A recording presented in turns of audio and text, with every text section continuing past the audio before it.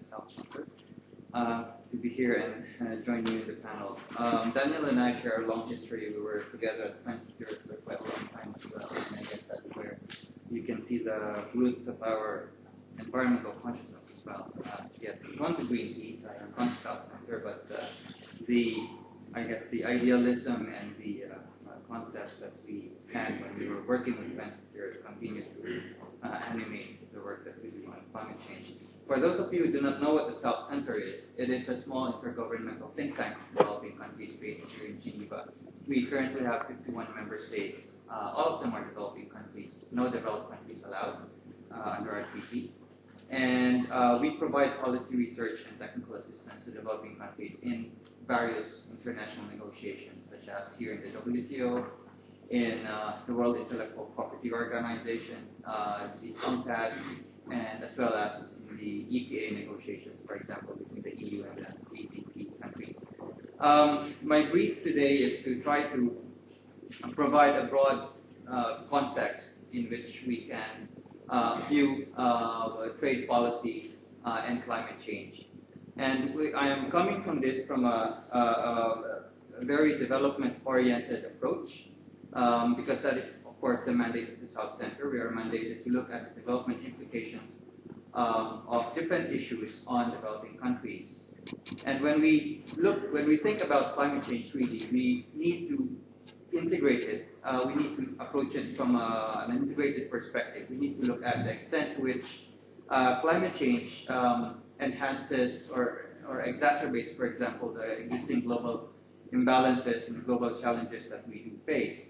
For example, we have global challenges in terms of how the global governance system is run, in terms of how different global governance institutions such as the WTO, the World Bank, the IMF, the United Nations are run, and how the policies that they come up with are shaped and impact the policies developing countries are supposed to put in place. We are looking at economic imbalances as well in terms of the extent to which many developing countries continue to be definitely marginalized in an economic sense in the global economic arena. We do know, of course, that some developed countries have grown, some developed countries have managed to pull millions of their people out of poverty, but a lot more still needs to be done. And when you look at the recent assessments from the United Nations with respect, for example, the achievement of the Millennium Development Goals, really, definitely a lot more needs to be done. We face a lot of social imbalances on a global scale as well. We see pockets of affluence both in developing countries and among countries, between developed and developing countries, surrounded by massive social distress, by conflict arising from poverty, by conflict arising from environmental scarcity, for example. And finally, we see imbalances in terms of how the world's natural resources and the world's environmental space are shared among countries. When you look, for example, at this on the upper right-hand corner slide, when you look at how the world map is distorted in terms of the global ecological footprint, this came from another environmental organization called WWF. We can definitely see that there is a deeply skewed distribution of global environmental resources, which again affects how we as a global community approach development issues. So when we think again about climate change and the role of trade policy, we need to think about some certain fundamental questions. We need to think about what kind of principles should we put in place when we talk about, for example, the post-2012 climate change framework. What kind of principles do we want to put in place in that global cooperation framework so that we can look at development and climate change in an integrated way?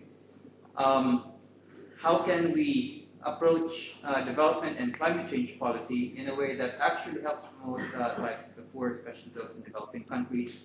And finally, what kind of changes in the global economy and policy architecture do we need to look at and do we need to put in place to be able to create a more supportive environment for development pathways that fit within the context of global environment space. And I guess it's fairly intuitive by now that climate change really in the ultimate sense is a development issue.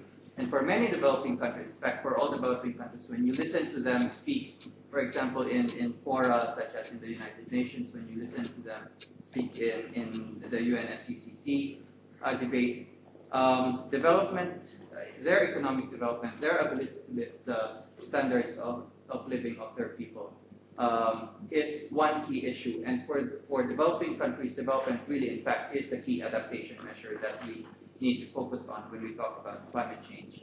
It's not simply about reducing greenhouse gas emissions, for example, but it's also about looking at the kind of economic policies that we have at the international level and how those policies impact on the policy space and flexibility that developing countries have.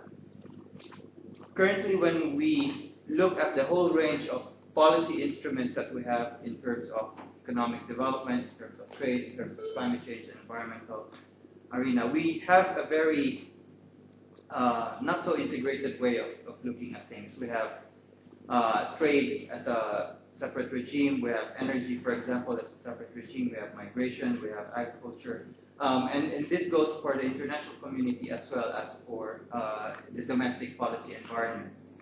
And perhaps what we need to do is take a step back as a global community, and we can start with trade policy, for example, take a step back and figure out, okay, how do we bring them together again and see how we put them together so that when we talk about climate change and development policy, they are really at the center of that, and all of the different policy areas that we can think of, including trade policy, fits within a coherent and strategic framework that would allow our countries, for example, to really move on and focus on a more sustainable approach towards the development and climate change link.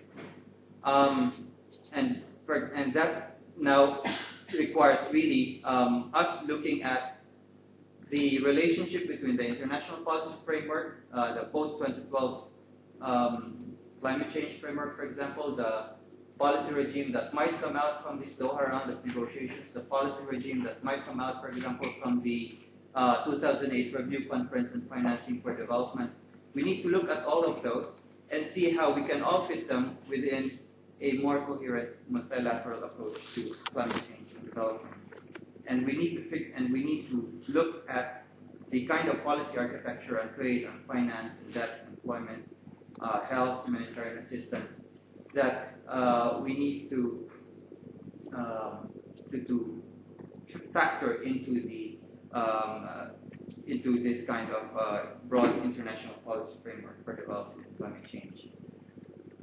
And that is where really certain key concepts are important for developing countries.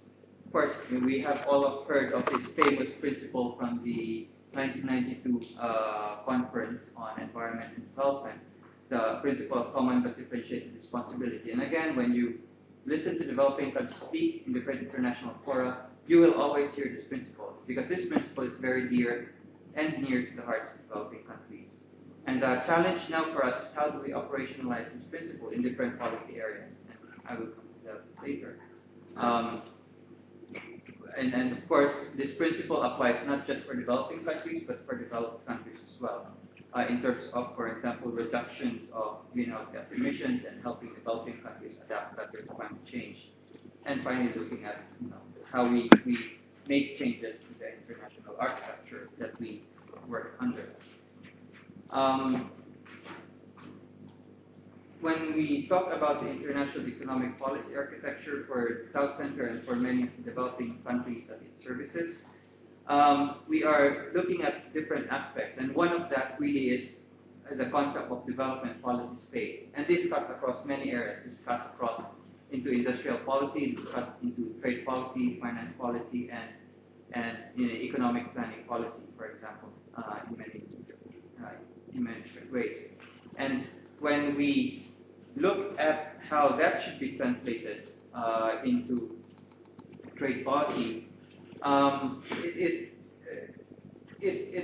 is really simple, at least from our perspective. It might not be simple in operational terms here in the WTO, but it's really simple. When we talk about development policy space in a trade context, we're actually talking about ensuring that developing countries, to a great extent, retain the flexibility to maintain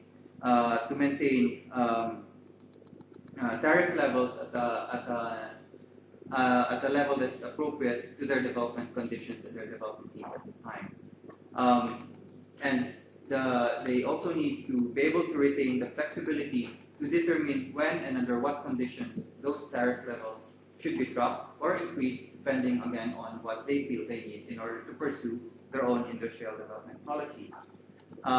And that also implies that we need to be able to look at how, for example, the agriculture negotiations, the NAMA negotiations, the services negotiations factor into this policy space debate. We know, for example, in NAMA that there is this huge discussion about the need for less than full reciprocity to be reflected. In the agriculture negotiations, for example, you have all this discussion about the need for reductions in subsidies on the part of developed countries, because that again cuts into the policy space of developing countries. We're talking about different bands of tariff commitments between developed and developing countries, and the need for developing countries to have much higher flexibility. So, as far as trade policy is concerned, when we talk about development policy space, that is a very important consideration, making sure that the trade regime does provide a development outcome for developing countries. And finally, one key aspect of the trade regime, which ideally should not have been there but was somehow inserted during the Uruguay round, is the fact that the TRIPS regime also limits to a very great extent the ability of developing countries to also use the trade system to find the technologies, the appropriate technologies that they might need for their own development purposes. What is important for many developing countries really is not so much access to technologies, through trade, but the ability to access those technologies, adapt and innovate those technologies, and make them more appropriate for their own context. It's not always the case, for example, that a German windmill might be of use in a Chinese or an African context.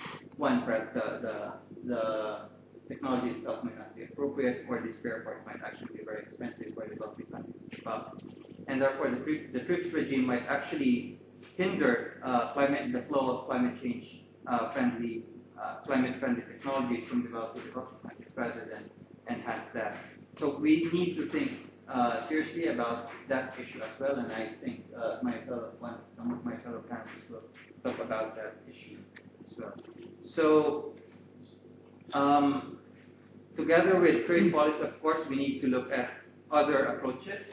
We need to look at other policies that play their role in shaping a more development-oriented outcome for developing countries in the trade policy arena, in the climate change policy arena as well.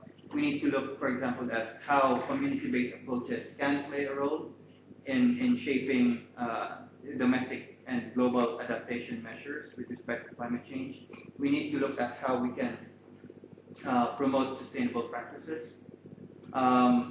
We need to look at the entire package of financing for climate change adaptation as well. There are studies that have come out that that developing countries actually not need that much money in terms of financing adaptation measures, but that money simply ain't there, as the Americans would say. In the LDC Adaptation Fund, for example, that was set up in the context of the UN Framework Convention on Climate Change, there is still only $48 million there, which is not even a drop in the bucket that might be required for LDCs to do. The figures with respect to adaptation is approximately 50 billion a year, for which developing countries will require. And in terms of the overall flow overall GDP of the world and the ability of developed countries actually to provide that kind of support for developing countries, that amount is not that big. And so we do need to factor in a lot more concepts and ideas to create a more development-oriented approach towards climate change than what we currently have. We need to move away from a from approach that is very much focused on reductions of greenhouse gas emissions. And that is of course, very important. But we also need to take into account the fact that for many developing countries, their greenhouse gas emissions simply are not at the level of developed countries, and therefore we also need to factor that in because those kinds of commitments will have an impact on their development and therefore their ability to adapt to climate change. So hopefully I've painted a broad picture of the different kinds of policies we need to take into account, and perhaps that provides